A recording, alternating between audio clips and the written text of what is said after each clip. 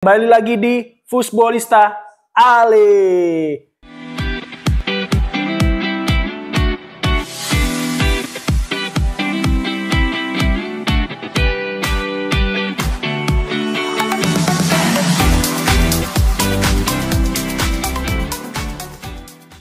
Kali ini Bro Tio diundang salah satu praktisi sepak bola, pernah pengamat sepak bola, pernah jadi komisi etik di FIFA, sama jadi apa Pak? Exco AFC. Penasaran dengan siapa? Pak Dali Tahir. Terima kasih Pak sudah mau mengundang saya. Terima kasih Ricardo. Gimana kondisi kesehatannya Pak? Wah ya 78 tahun usia saya. Wah, sekarang. Panjang umur sekali ya Pak. Dan sudah berkecimpung di sepak bola selama lebih dari 50 tahun. Wih. Ya. Tipsnya apa Pak? Bagi generasi milenial, Gen Z, biar jaga kesehatan itu gimana? Sebelum kita ngobrol lebih serius tentang sepak bola ini. Satu hal kita harus berpegang kepada prinsip sepak bola. Apa itu? Fair play. Jujurlah. Jujur dan direncanakan secara matang. Betul. Itu yang prinsipnya itu aja. Ya. Kita tidak usah terpengaruh dengan pendapat atau kritik, itu biasa. Siap. Sepak bola tanpa kritik bukan sepak bola. Iya. Ya kan? Betul Pak. Nih, jadi gini sobat semua. Beliau ini pernah menjadi Exco AFC 2004 sampai 2011 dan Komisi Etik FIFA 2007 sampai 2011 ya Pak. Ya. Nah, kita langsung aja nih Pak Dali. Pak Dali, boleh nggak awal mula Pak Dali jatuh cinta sama sepak bola tuh gimana? Ini pertanyaan menarik, ya. Bung Ricardo ya. Ya. Saya tahun 1956 ya. sampai 1960. Itu zaman Ramang berarti ya? Ya. Jadi itu kebetulan ayah saya ditugaskan sebagai attaché militer di Itali. Oke. Kami ikut sekeluarga. Dan tahun 1958, Papa itu bikin surprise buat saya. Nah, kita ke Stockholm yuk. Ada apa, Pak? Kita lihat final kejuaraan dunia sepak bola. Oke. Ya, kami berangkatlah ke Stockholm. Swedia ya? Swedia. Ya. Nonton final sepak bola antara Swedia lawan Brazil. Oh, yang waktu juara Brazil ya waktu itu? Nah, Brazil menang 5-2. Oke. Nah, 2 gol dicetak oleh seorang anak muda Pele. yang namanya Pele. Ya. Di situ dia debut dia pertama. Ya. Usia 17 kan waktu itu ya? Pele 17 tahun, saya 10 tahun. Oh, beda 7 tahun sama Pele ya Pak? Ya. Jadi pada saat pertandingan itu hati saya itu bergejolak. Cinta saya sama permainan sepak bola ini. Ya. Apalagi saya lihat Jogo Bonitonya tim Brazil ini luar biasa ya. Ya.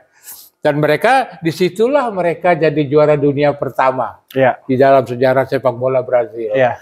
Nah, di sini yang kita harus ingat, mencapai Piala Dunia itu nggak mudah. Yes. Harus ada tradisinya. Ya. Nggak bisa ujuk-ujuk kata orang Jawa. Ya. Itu dia. Jadi sejak itu saya betul-betul melimpahkan seluruh pandangan saya kepada sepak bola. Betul.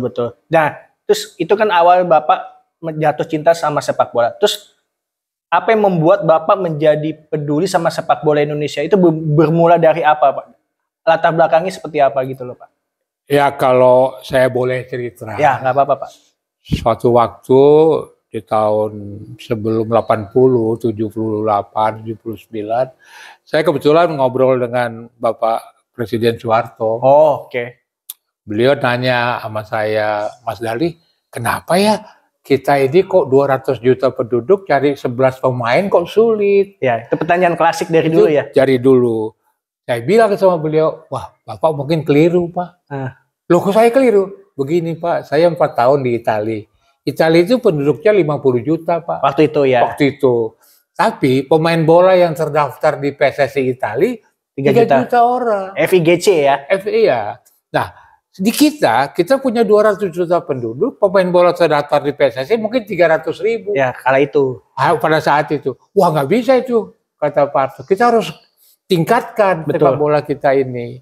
Nah, dari sana coba bicara nanti sama Sigit katanya. Ya. Nah disitulah kemudian kita bersepakat untuk membentuk Arseto. Oh, Bapak yang pendiri. Saya salah satu pendiri. Salah satu ya. Ya, Arseto. Kemudian kita tahun 80 saya juga salah satu pendiri Galatama. Oh. Ya. Ini fun fact berarti ya, banyak yang belum tahu nih generasi milenial sama Gen Z nih. Pak Dali ini salah satu pendiri Galatama. Anak Arseto. Dan saya juga pernah jadi tim manajernya Perkesa 78. Oh. Setelah Arseto saya karena diambil alih oleh kawan saya Perkesanya. Ya. Jadi begitu, dan tahun 80 Tuan Junji Ogura dari sepak bola Jepang JFI ya, asosiasinya ya. Datang ke saya dan mengatakan, aku pengen belajar dong bagaimana mendirikan Liga Semi Pro. Dulu belum ada J-League ya? Belum ada. Belum ada ya. Jadi kemudian saya cerita, dia berkunjung ke beberapa klub, ke Arseto, Warna Agung dan sebagainya, sehingga mereka bentuk J-League. Okay. Di mana kelebihan daripada J-League? Pemerintah Jepang itu memberikan dukungan sepenuhnya kepada sepak bola. Caranya, perusahaan-perusahaan swasta Jepang yang membiayai sepak bola itu dikenakan potongan pajak. Oh, jadi real gitu loh. Jadi dengan demikian itu berkembang sebagai industri. Iya betul. Makanya nggak usah heran sepak bola Jepang begitu maju pesat sekarang kan. Hideyoshi Nakata hasil dari J-League bisa main di Eropa. Ya. Ya. Dan saya kenal pribadi juga sama Nakata. Oh, oke. Ketemu di Zurich. Oh, ya. Junji Ogura kemudian jadi rekan saya di Exco AFC juga. Oke.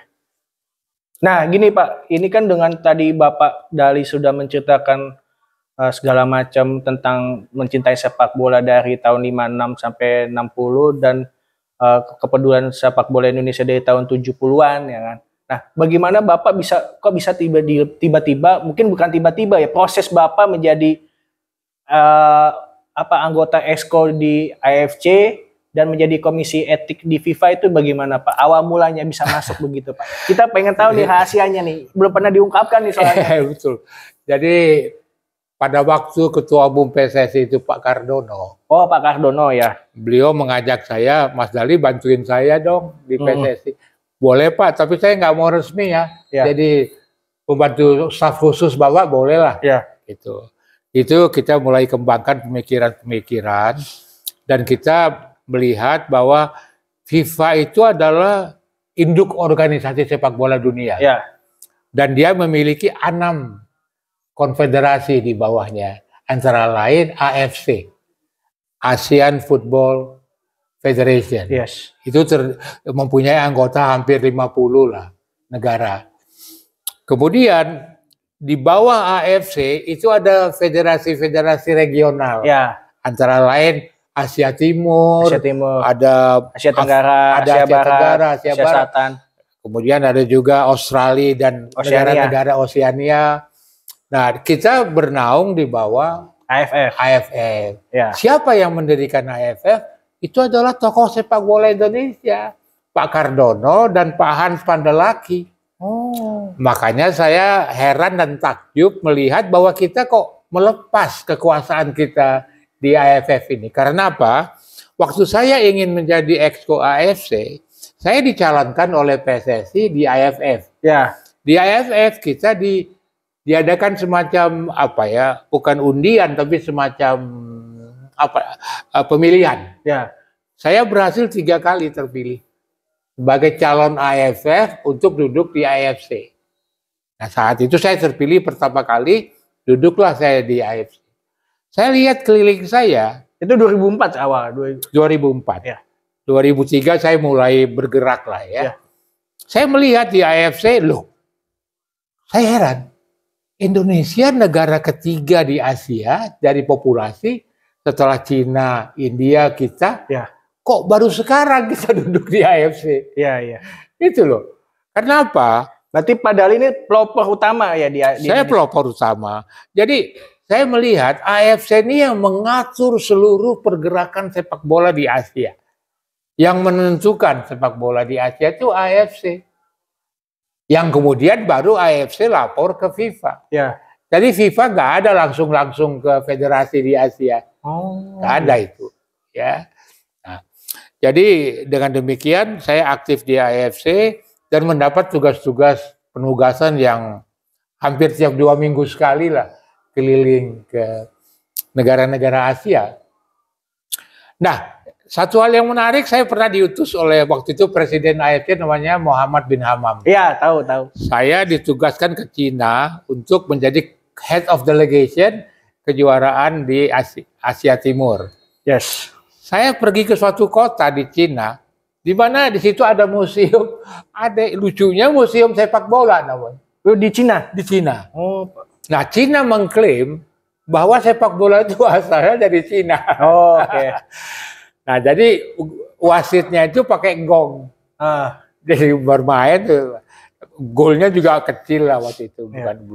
Nah, tapi Inggris juga merupakan pelopor sepak bola modern. Ya. Itu adalah Inggris. Jadi kita harus juga paham. Nah, kita melihat bahwa kenapa Cina itu kok begitu antusias mengenai olahraga. Karena olahraga adalah alat pemersatu bangsa. Betul. Sepakat. Olahraga itu bukan hanya sepak bola. Yes. Kalau kita lihat sekarang, jangankan sepak bola. Olahraga cabang olahraga lain, tenis, voli, Cina itu udah berbicara di dunia gitu. Ya. Nah, ini yang seharusnya kita contoh. Ya, bahwa olahraga itu bukan hal sepele. Saya belum pernah melihat, mohon maaf, Bapak Menteri Olahraga kita atau Bapak Wakil Menteri Olahraga kita turun ke lapangan melihat perkembangan dari federasi. Ada yang sedih. Kemarin ini tim Universiade Indonesia harus berangkat ke kejuaraan dunia. Batal karena mereka nggak punya biaya 5 miliar. Pertama kali dalam sejarah tim Universiade Indonesia tidak hadir di kejuaraan ini. Sedangkan kita lihat di lain pihak, salah satu organisasi olahraga dikucurkan dana sampai 200 miliar yang nir prestasi. Jadi ini nggak benar. Ya. Jadi kita harus membuat olahraga ini sebagai salah satu proyek strategis nasional kalau menurut hemat saya. Oke. Jadi intinya Bapak di AFC itu dari 2004 sampai 2011 ya. Terus lalu jadi Komisi Etik 2007-2011 itu gimana prosesnya Pak? Kok bisa jadi komisi etik di FIFA itu nggak sembarangan orang loh Pak? Saya pernah dipanggil oleh Presiden AFC Hammam waktu itu. Ya. Jadi saya suka dengan cara you membawakan diri di rapat exco. Dan saya punya wewenang untuk mengirim exco AFC duduk di FIFA. Ya. Nah, saya sudah bicara sama Blatter, saya mau calonkan you untuk duduk di Komite Etika dan Disiplin FIFA saat itu. Ya, saya bilang, you are the president, Anda adalah presiden, saya adalah bawahan you, saya ikut perintah. Ya. Hingga beliau mengirim surat kepada Blatter FIFA bahwa saya adalah calon Asia untuk Komite Etika FIFA. Yes. Itu. Oh begitu jadi ceritanya ya Pak? Kronologisnya begitu. Hanya satu hal, mungkin orang belum tahu apa sih tugas Komite Etika FIFA itu. Ya. Komite Etika FIFA adalah menjamin agar seluruh federasi anggota FIFA menjalankan pekerjaannya atau misinya tidak melanggar etika. Apa itu etikanya? Antara lain kesewenang-wenangan, antara lain sogok menyogok, Match fixing ya? match fixing. Kemudian juga yang paling hebat, anggota Komite Etika FIFA ikut di dalam tim penentuan tuan rumah Piala Dunia. Saya ikut dalam menentukan Qatar dan Moskow sebagai tuan rumah Piala Dunia.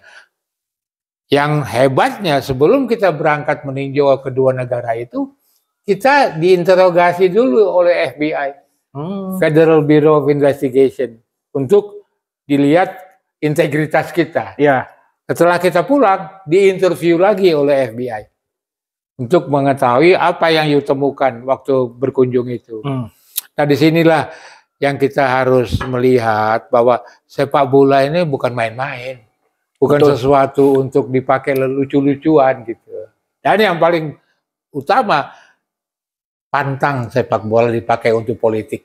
Oke, itu ya. tepat banget, itu saya setuju. Jangan. Politisasi sepak bola ya. Sepak bola ya sepak bola. Sebuah permainan olahraga yang indah. Ya. Jangan dirusak oleh kepentingan-kepentingan politik. Betul, sepakat. Oleh karena itu FIFA menetapkan ditetapkannya statuta bagi seluruh anggota FIFA. Apa itu statuta? Pengganti anggaran dasar, anggaran rumah tangga dari setiap federasi. Ya. Itu. Dan jelas di dalam statuta itu dikatakan menolak dengan sekeras-kerasnya campur tangan pemerintah. Ya, pasal 16-17. Ya. Ya.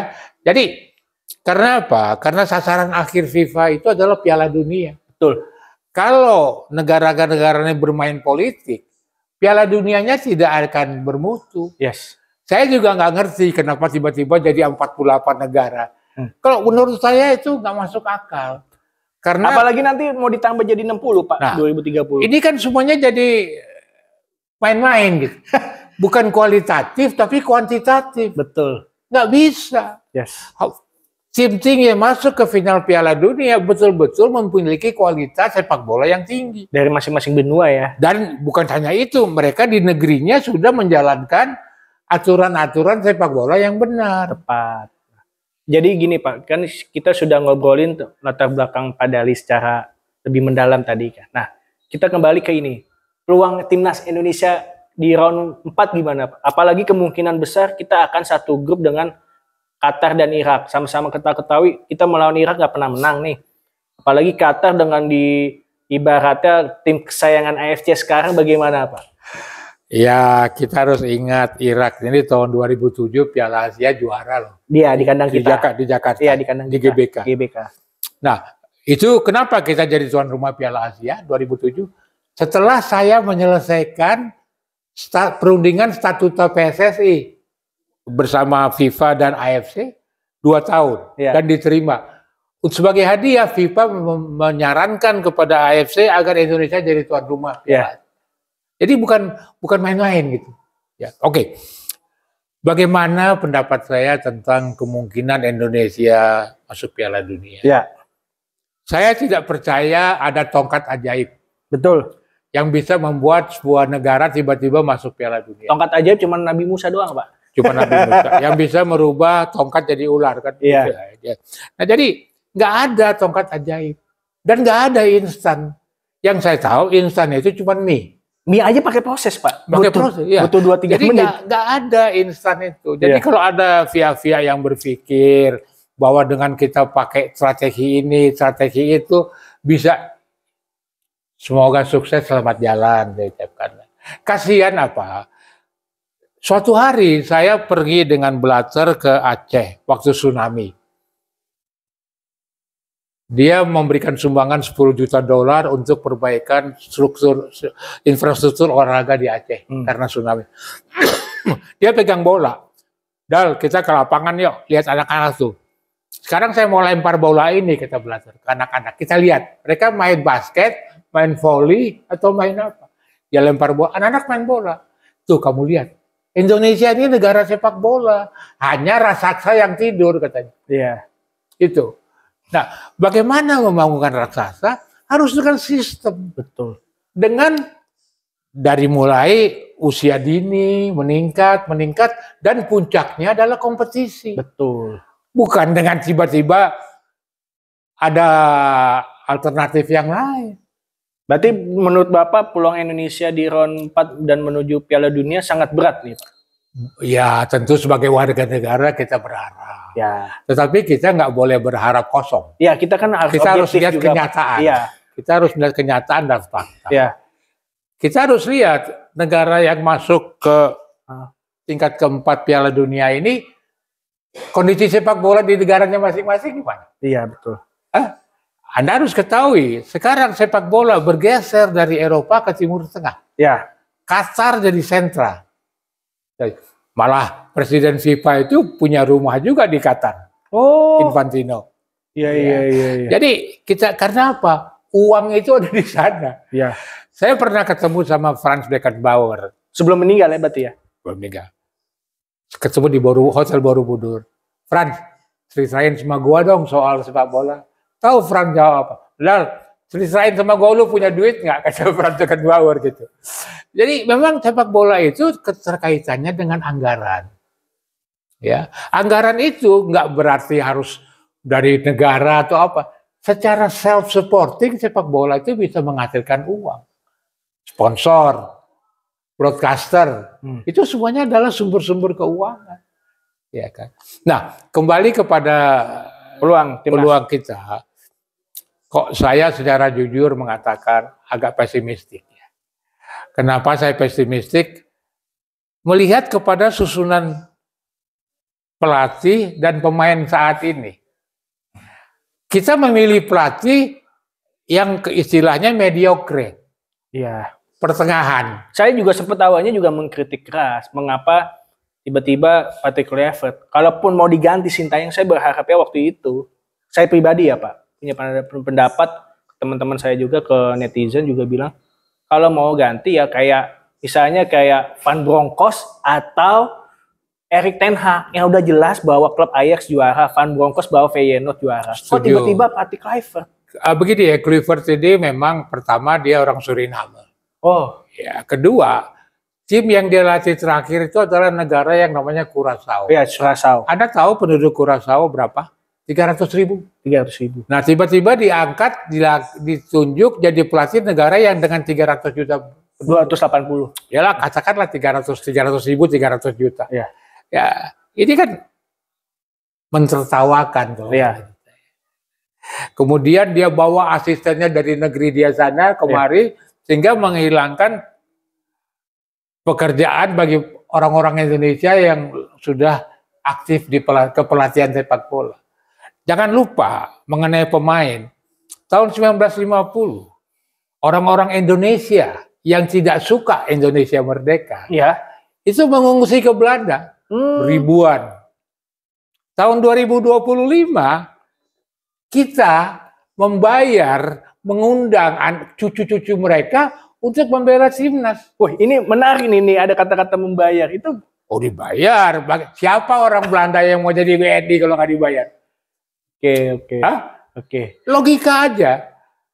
Soalnya federasi bilang ini sama sekali nggak dibayar, Pak. Jadi aku agak-agak nggak berani juga gitu kan. Padahal soalnya sebagai sesepuh di sepak bola. Kita logika dan juga kita kan juga punya sumber-sumber informasi. Oke. Siap. Keluarga saya semua banyak tinggal di Belanda. Oh, ya kan.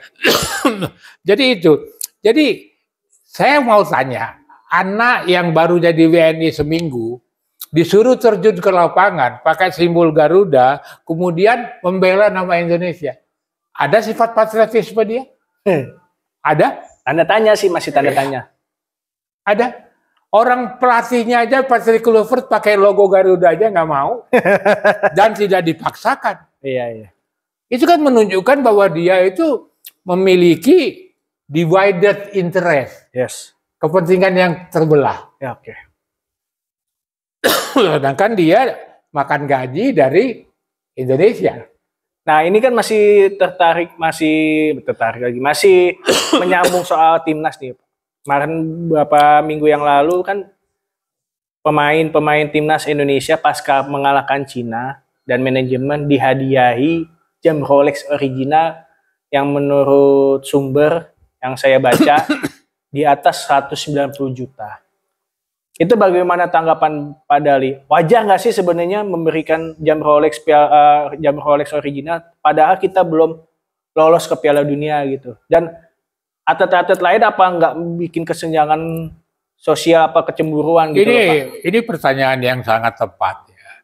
Saya berpikir dengan segala hormat kepada Bapak Presiden, bahwa kecepatan Pak Presiden. Karena apa? Kita harus sebagai pimpinan negara memberikan sesuatu penghargaan atas suatu prestasi, bukan atas suka-suka. Gitu. Ya, soalnya saya melihat kemarin kabar baru itu Presiden Uzbekistan ngasih mobil BYD, ya saya sebut mereknya, mobil listrik.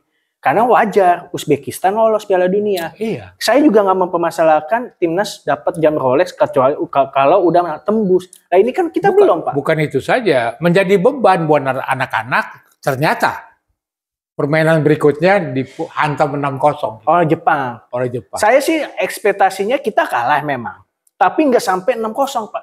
Maksimal tuh 3-0 apa 4-0 lah. Ya oke, tapi kalau kita tonton pertandingan itu kayak diajarin main bola sih. Satu bener. Itu, yang kedua ternyata lapangan sepak bola di Jepang itu cuma setengah ya. Iya. Bermainnya di bagian Indonesia terus. Iya. Saya lihat kiper Jepang minum-minum sake di. Iya itu kalau di apa sosial media itu ada AI ditampilin kiper Jepang lagi makan Pak, lagi makan mie, apa ramen, sushi, ramen gitu. Ya maaf bapak-bapak di PSSI ini bukan meremehkan, tetapi kalau kita berbuat sesuatu tanpa rencana, ini akibat. Betul. Ya tanpa rencana yang matang, kita hanya berpikir kepentingan hari ini akibat.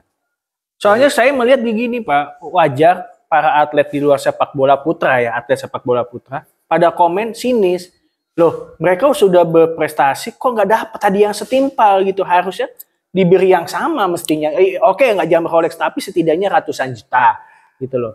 Iya Pak maksud saya. Kita lihat Indonesia cabang olahraganya banyak. Yang sudah berkiprah di internasional juga banyak. Iya Olimpiade kita dapat 2 emas dari angkat besi sama panjat tebing. Nah. Tapi apa dikasih jam Rolex kan enggak. Kemudian yang paling sekarang aktual volley. Volley lagi volley ini kita harus kagum kepada PBVSI. Iya. Begitu bagus prestasinya, pengurusnya pun kita nggak kenal. Iya, karena nggak mau apa ya narsis gitu. Iya. Nah, kita lihat seorang pemain putri Indonesia, Megawati, yang namanya Megawati, itu jadi rebutan negara Korea dan Turki. Tapi mana negara? Ada perhatian pemerintah? Nggak ada. Kasih ke mobil apa rumah ya? Bukan usah dikasih, dipanggil, diajak makan aja enggak. Enggak, iya. Kita baru mengalahkan Cina dari 20 tahun yang lalu lebih, langsung dikasih. Padahal belum tembus Piala Dunia, Pak. Iya. Ya itu juga. Dan maaf, gol kita lawan Cina itu ya, kalau saya masih mempertanyakan penalti itu. Oh. Ya. Bayangin aja, referee-nya semua dari Uzbekistan. Ya. VAR-nya semuanya Uzbekistan. Gimana? Harusnya antara VAR dengan referee itu terjadi perdebatan. Ya. Bukan persekongkolan. Itu. Ini perspektif yang berani banget dari Pak Dali. Ya, saya lama di Uzbekistan. Oh. Saya pernah jadi head of delegation di sekarang Uzbekistan. Jadi please, saya ini bukan menganggap saya hebat. Cuman saya mengalami banyak hal-hal yang belum pernah dialami oleh siapapun di Indonesia ini. Betul. Nah, ya, kita masih ini ya terkait masalah timnas juga nih Pak. Ini kan banyak, kita sebenarnya nggak mempermasalahkan diaspora apa naturalisasi ya Pak. Nah, kedua apa? Seberapa efektif sih Pak naturalisasi diaspora ini untuk apa ya mempertebal prestasi timnas Indonesia ini? Begini ya, saya tidak menentang diaspora loh. Ya. Saya tidak menentang. Selama dia warga negara Indonesia, monggo. Ya. Tetapi tidak berarti yang masuk di lapangan itu 70% diaspora, 30% anak-anak kita. Ya. Mereka itu sisipan harusnya.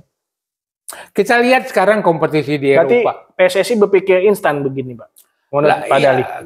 Instan itu dengan sasaran putaran keempat Piala Dunia ini kan. Oh. Ya, tapi tidak mengukur lawannya itu siapa. Ya. Kalau saya lebih bagus kita masuk putaran 4 dengan pemain kita, mau kalah mau menang itu tergantung anak-anak. Gitu. Tapi hasil pembinaan sepak bola nasional. Ya betul. Itu. Ya, kalau mau jalan potong ya sulit lah. Nah, ini dan sekarang begini Pak, kita hanya fokus timnas Indonesia.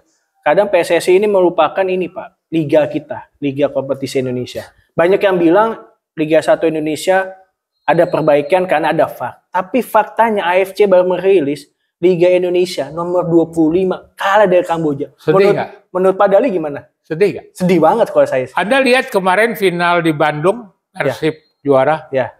Beratus ribu masyarakat nonton dan pawai keliling kota.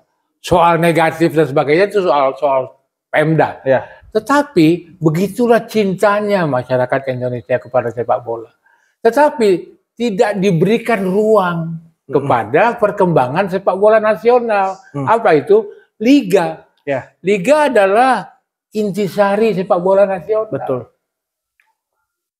Jadi menurut Kalau mau dikasih jam Rolex, Persib harusnya. harusnya ya. Iya, kalau dia juara. Jadi menurut Bapak kompetisi yang ada di Indonesia ini dan pembinaan usia dini selama ini yang dipegang Erick Thohir berjalan stagnan atau gimana Pak? Atau udah berkembang pesat? Saya tidak ingin nyebut nama ya. Ya. Tetapi menurut saya tugas utama federasi adalah pembinaan. Ya.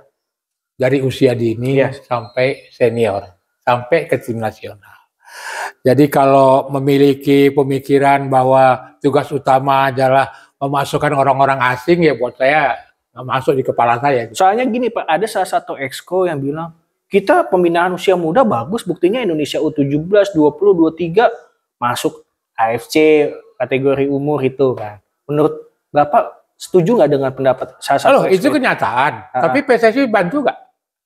Kan itu masalahnya. Itu kan karena kepintaran kawan-kawan yang punya klub di U17 dan sebagainya. Apakah 200 miliar itu dikocorkan ke situ? Kan enggak. Oke. Itu kan. Iya. Itu yang menjadi prinsip. Jadi sepak bola kita ini akan selalu hidup karena masyarakat tuh cinta kepada sepak bola. Soalnya saya pernah gini Pak, bikin konten waktu ada 2 bulan yang lalu. Namanya di program kami itu Lesson of ini. Saya bilang, PSSI itu harusnya bikin roadmap. Macam kayak Jepang atau Uzbekistan. Setuju. Uzbekistan masuk Piala Dunia, saya nggak heran Pak. Karena piramidanya bagus. Contoh kayak Kusanov, pemain Manchester City. Itu Uzbekistan. Shomurodov, pemain Roma. Ya kan? Itu jelas ada roadmap-nya. Tapi kan setiap ada orang mempertanyakan, mana roadmap PSSI, kok nggak ada di website?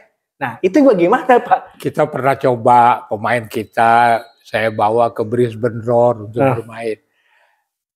Ada satu hal, pertama kekuatan fisik ya.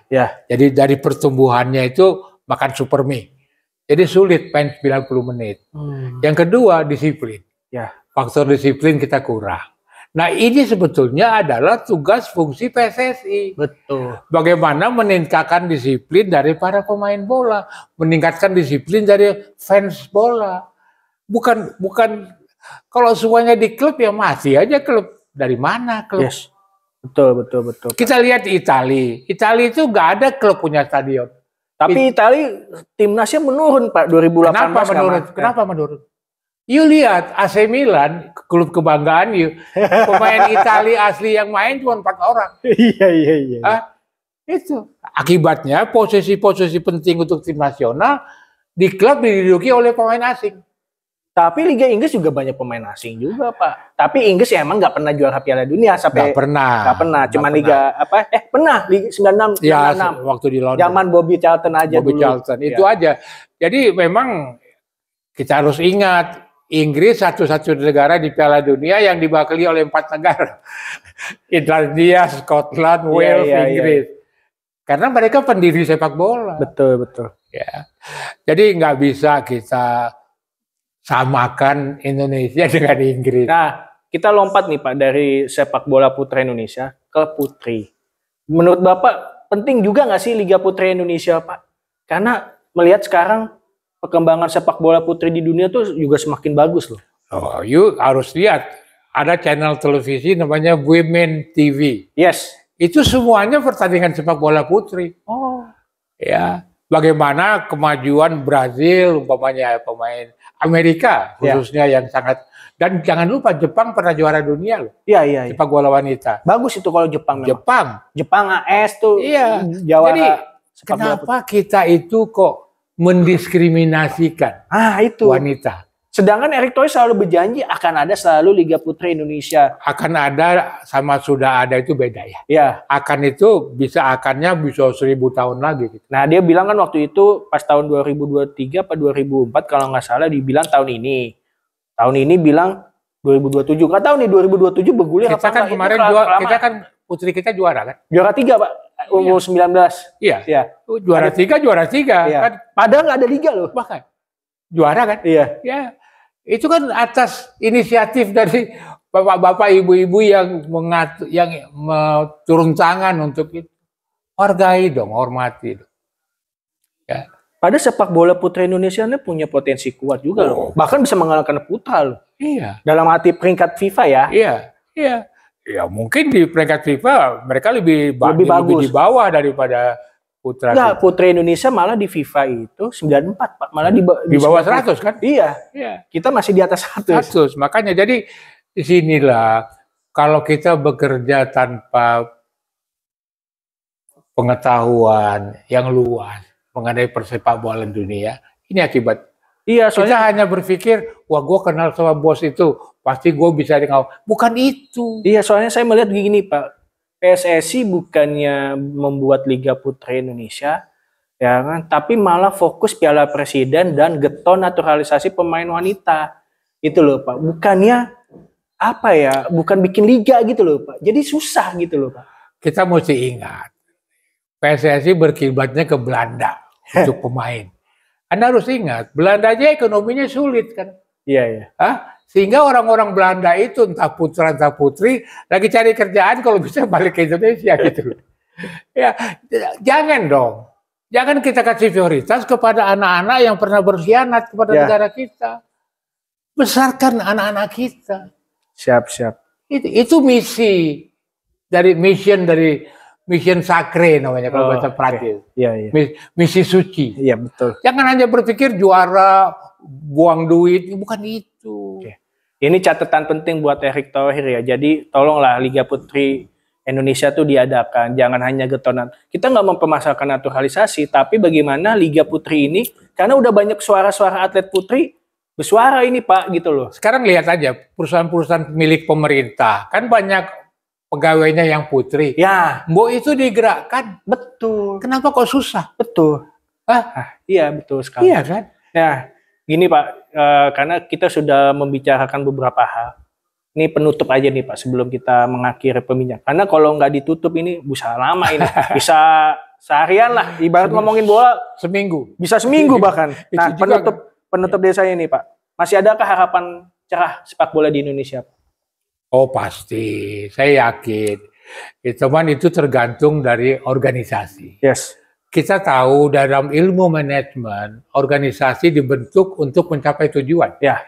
Nah, bagaimana tujuan tercapai kalau organisasinya berantakan? Ya betul. Yang penting gini itu loh. aja. Yang penting setidaknya PSSI terbuka transparan, bikin roadmap-nya aja dulu. Iya roadmap.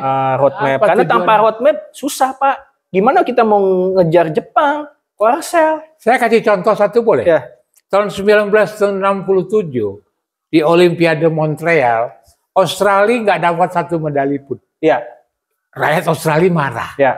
Apa yang dikerjakan oleh pemerintah Australia? Didirikan di Canberra, namanya AIS, Australian Institute for Sport. Ya. Apa kerjanya? Seluruh anak-anak usia 12 tahun yang dari seluruh cabang olahraga yang berpotensi ditampung. Yes. Pagi sekolah umum, sore sekolah olahraga secara ilmiah.